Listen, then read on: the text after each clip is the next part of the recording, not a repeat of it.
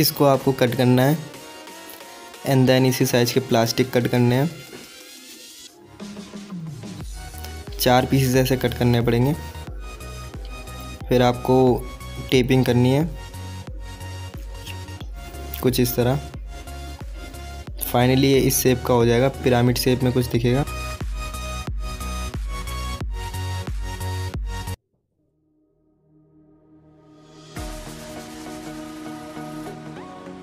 आपको YouTube open करना है,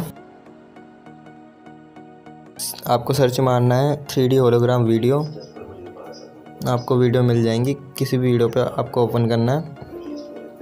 सेंटर में जो आपने प्लास्टिक पिरामिड बनाया उसे प्लेस करना है कुछ इस तरीके से।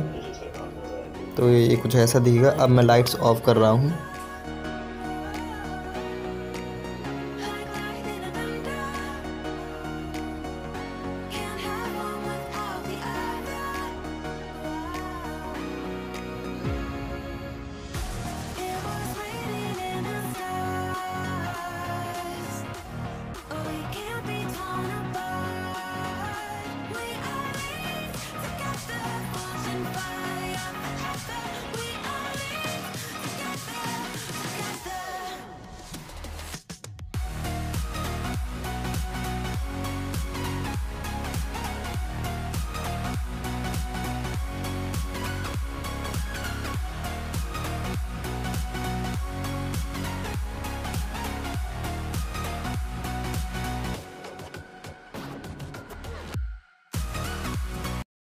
Too many thoughts on my mind, I can't sleep at night, so I just keep writing.